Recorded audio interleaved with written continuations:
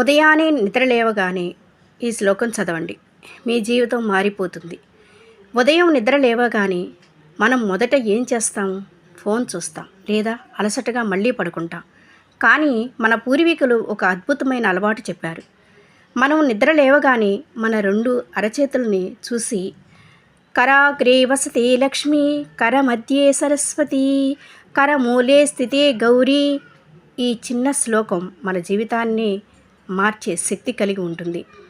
మన అరచేతిలోనే లక్ష్మీదేవి సంపద, సరస్వతీదేవి జ్ఞానం, గౌరీదేవి శక్తి ఉన్నాయని ఈ శ్లోకం చెప్తుంది.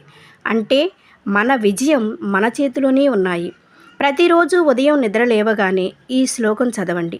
రోజంతా పాజిటివ్ ఎనర్జీతో మొదలవుతుంది. ఈ చిన్న అలవాటు పెద్ద మార్పు వస్తుంది.